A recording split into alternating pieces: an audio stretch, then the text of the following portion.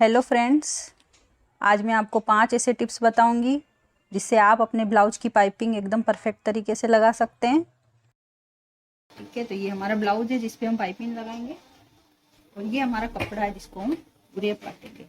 तो सबसे पहले हम उरेब कपड़ा काटना सीखेंगे कि उरेब कपड़ा कैसे काटते हैं। ठीक है, अगर आप सीधा काट लोगे तो पाइपिंग नहीं लगेगी, इसलिए आपको उरेब काटना है। तो उरेब कपड़ा कैसे काटते हैं, जैसे इस कपड़े के 4 कोने हैं, 1, 2 और ये 2। तो हमें उरेब कपड़ा काटने के लिए इस कोने को इस कोने से मिलाना होगा। अगर आप तिरछा नहीं काट पाते हो तो आप इस कपड़े को इस तरह से घुमा के भी आप रख सकते हो, और अगर आप इस तरह से घुमा के न रखो, इस तरह से इसको पकड़ के इस कोने से इस कोने तक हम इस तरह से फीते से भी निशान लगा सकते हैं।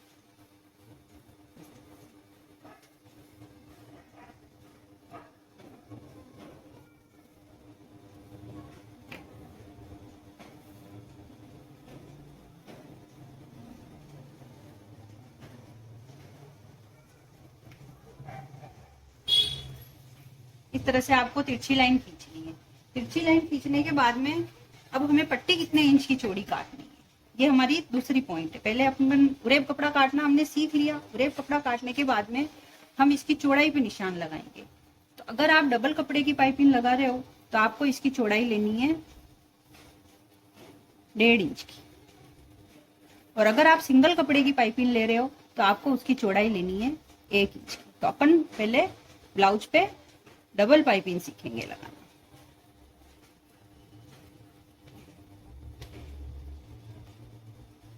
अगर कपड़ा ज्यादा मोटा है, पाइपिंग का कपड़ा अगर इससे भी मोटा कपड़ा है तो आप सिंगल कपड़े की लगा सकते हो, उसमें आप इसकी चौड़ाई 1 इंच रखोगे।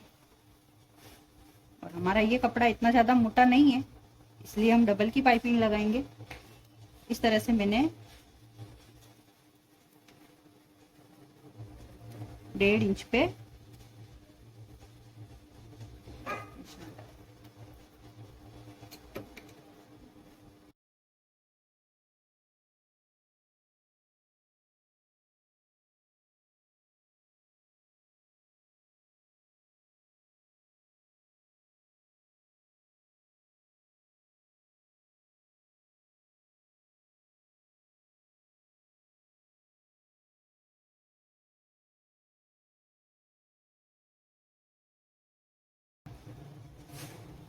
दूसरी पट्टी भी हम इसी को ऊपर रख के काट लेंगे।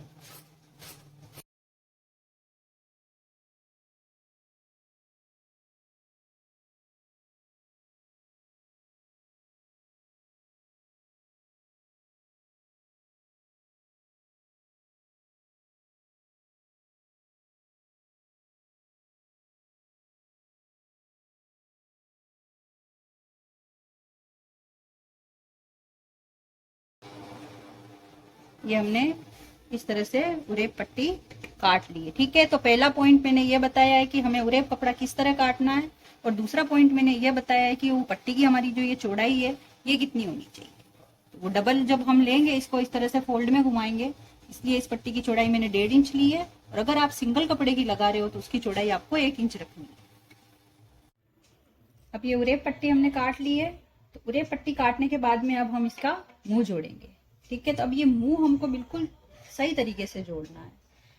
इसको सही तरीके से जोड़ने के लिए क्या करेंगे, हम पहले इस पट्टी को इस पट्टी पे इस तरह से रख के यूं देखेंगे कि कोई छोटी बड़ी तो नहीं है। अगर कोई ये वाली बड़ी और ये वाली छोटी है तो पहले हम क्या करेंगे, इसको काट के बिल्कुल इसके बराबर रखेंगे।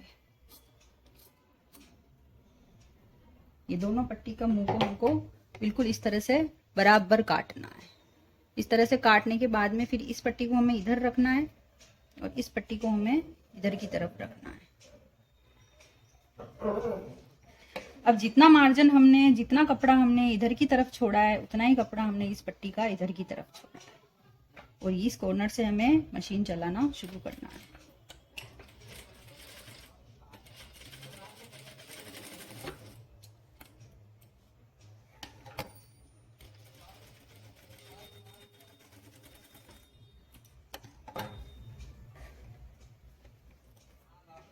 अब जो ये पट्टी की हमारी लाइन है ये बिल्कुल बराबर है, कोई छोटी बड़ी नहीं रहनी चाहिए। ऐसा नहीं कि ये पट्टी इधर आगे की तरफ निकल रही है, ये पट्टी इधर की तरफ जा रही है। ये दोनों पट्टी हमें बिल्कुल बराबर और सही तरीके से जोड़नी है, तो हमारी पाइपिंग बिल्कुल फिनिशिंग से लगेगी।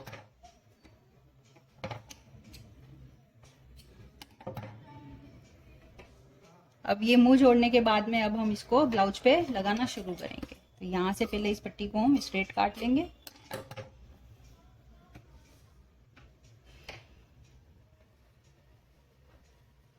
ये हमारा ब्लाउज है। अब इस पे मैं इस पट्टी को लगाना शुरू करूंगी।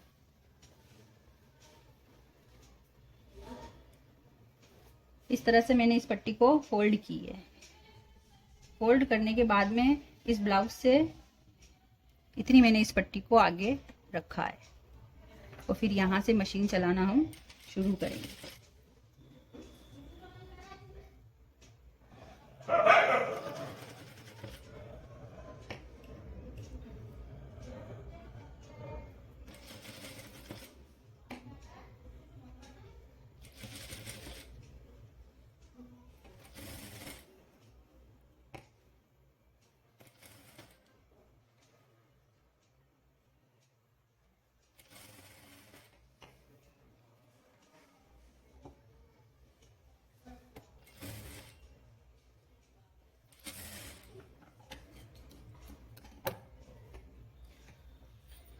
अब जो चौथी बात है, सबसे मेन बात है कि पाइपिंग में जब हम ये पट्टी लगाते हैं ना, तो इधर की तरफ जो हम कपड़ा छोड़ते हैं सिलाई से इधर की तरफ, ये कपड़ा हमारा पूरी पाइपिंग में बराबर होना चाहिए। जैसे कि ये एक सूत है, बस इतना ही हमें कपड़ा इधर की तरफ छोड़ना है, इससे ज्यादा नहीं छोड़ना है। और पूरे ब्लाउज में हमें ये एक सूत जितना ही कपड़ा छोड़ते हुए पूरी पाइपिंग को हमें लगानी है इस तरह से। अगर आप कहीं ज्यादा और कहीं कम छोड़ दोगे तो हमारी पाइपिंग कहीं से मोटी लगेगी और कहीं से पतली लगेगी। इसलिए इस मार्जिन का हमें सबसे ज्यादा ध्यान रखना है कि ये वाला जो मार्जिन हम छोड़ते हुए मशीन चलाते हैं, ये हमें पूरे ब्लाउज की पूरी पाइपिंग में ये मार्जिन को हमें बराबर रखना है। तो इसको बराबर रखते हुए हम ये पाइपिंग पूरे ब्लाउज में लगा लेंगे।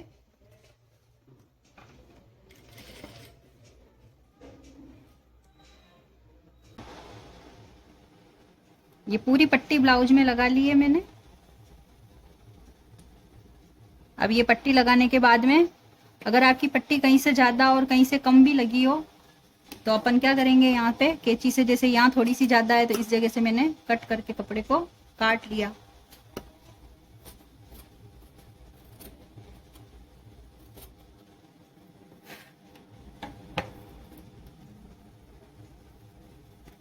बता दो।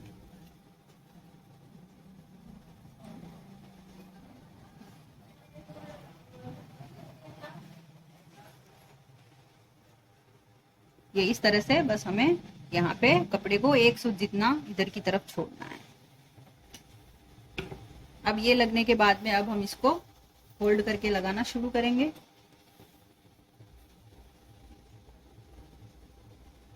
ये जो कपड़ा हमने इधर की तरफ छोड़ा है, पहले हमें पट्टी को इधर की तरफ घुमाना है, ब्लाउज के अंदर के मार्जिन को, और फिर इस पट्टी को इसके ऊपर इधर की तरफ घुमाना है,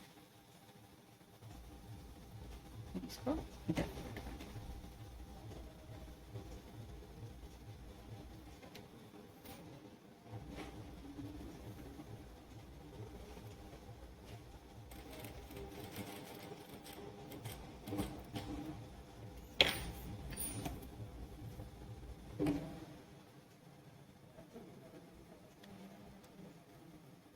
अब ये ब्लाउज का सबसे लास्ट पॉइंट है कि हमें इस पाइपिंग को फोल्ड कैसे करनी है।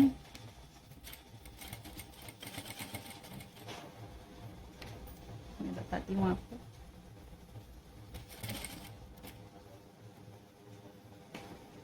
अब ये जो हमारा अंदर का ये वाला जो मार्जिन है, जो हमने एक सूत इधर की तरफ छोड़ा है ना, जब हम पाइपिंग लगाएंगे ना तो इसको हमें इधर की तरफ घुमा के लेना है।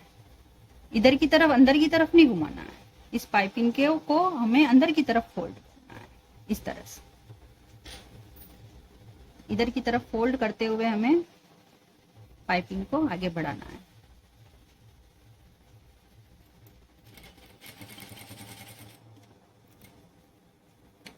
अगर कहीं से भी ये मार्जिन, अगर आप आगे इधर घुमा दिया, फिर पीछे आते आते इस मार्जिन को छोड़ के आपने इधर की तरफ घुमा दिया, तो पाइपिंग हमारी बिगड़ जाएगी।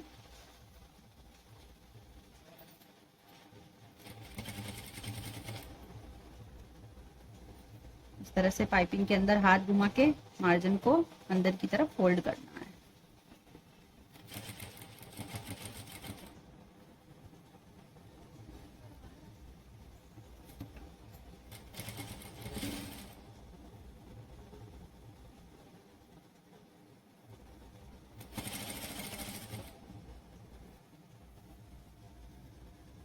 बिल्कुल बारीक पाइपिंग निकली है हमारी। इस तरह से मैं पूरे ब्लाउज में पाइपिंग लगाऊंगी। इन 5 बातों का ध्यान रख के आप भी पाइपिंग बिल्कुल परफेक्ट तरीके से लगा सकते हैं।